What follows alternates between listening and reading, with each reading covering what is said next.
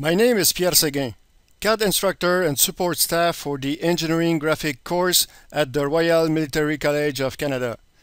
I will begin with the original method, which was created to produce a drawing inside a grid. I should remind people that SolidWorks is used for all the methods. The explanation in the presentation might work on other platforms as long as the software allows configuration, extrusion along vectors, offset from surface, up to surface, and extraction of intersection curves.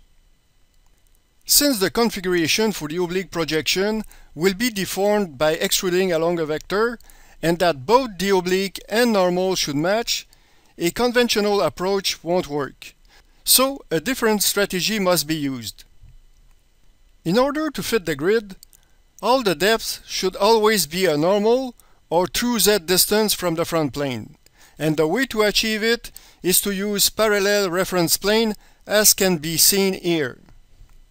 To have enough room on the sheet, the object that we model is about 110 mm wide by 100 high by 120 deep, so the first thing is to offset the front plane to a depth of 120.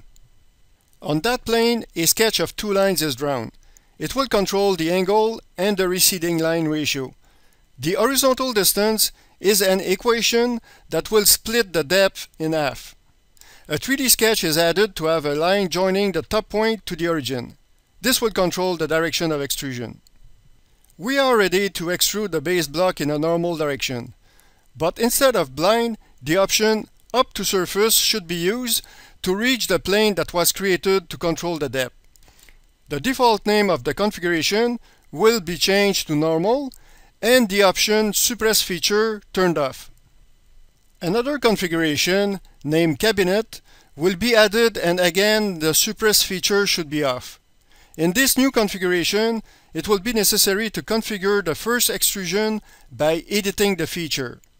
After the activation of this configuration and the selection of the 3D sketch line for the direction of extrusion, the part is slanted sideways and upward, as can be verified by going to the front view orientation. Switching between configuration will display the normal and oblique again. A sketch containing two regions is then drawn on the front face of the cabinet configuration. The upper right corner region is used to cut through all along one of the receding lines. Keep in mind that the edge slanted here in the cabinet configuration is normal to the front in the other. But for now, the cut flows in the right direction as it is desired. To remove the material covered by the other region of the same sketch, the cut is made along the same receding line, but since a blind distance cannot work for the grid system, offset from surface will be used this time. After the cut is performed, we will switch from the cabinet to the normal configuration, where both the extrusions are effectively normal. We will return to the cabinet configuration, and in preparation for the next feature, which is a groove in the top face of the horizontal plate, we will offset 20 mm forward the front face of the previous cut. This plane will then be used to extract the intersection curves it makes with the solid body. The depth of the groove is defined by a horizontal line dimension from an extracted edge. The extrusion forward will again be along the same line, and the distance will be based from the front plane with a 50 mm offset from surface. The result can then be compared with the normal configuration, where the groove won't be visible until we click on the dimetric or any isometric orientation. It is possible to pick the edges and confirm that the horizontal is 20 mm and the vertical is 15, which is also shown in the grid drawing as two squares of 5 mm for the receding line, or half the value of 20, and three squares of 5 for a height of 15 as it should be. After verification on the answer sheet, I realized that the depth of the groove is wrong. The dimension can be modified normally, and the change is updated everywhere, including the drawing. The part has an inclined surface at the front and an oblique surface on the left. As the oblique is the trickiest, I will use it as an example. In the normal configuration, a first point is sketched on the backplane and dimensioned from the vertical edge.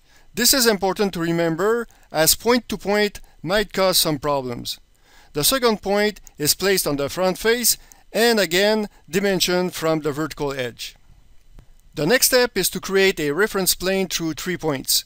As I didn't want to move my part on the screen, I picked the third point on the summit of the angle because it should be the same as the back left corner of the part.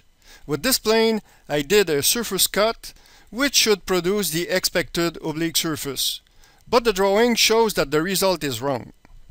Looking at the cabinet configuration at an angle, we can see that the plane didn't pass through the back corner. This is an important lesson to remember.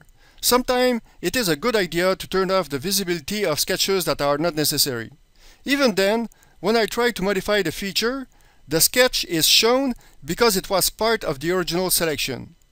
The solution is to choose any other point on the part, the sketch will disappear, and now I can easily pick the back corner point.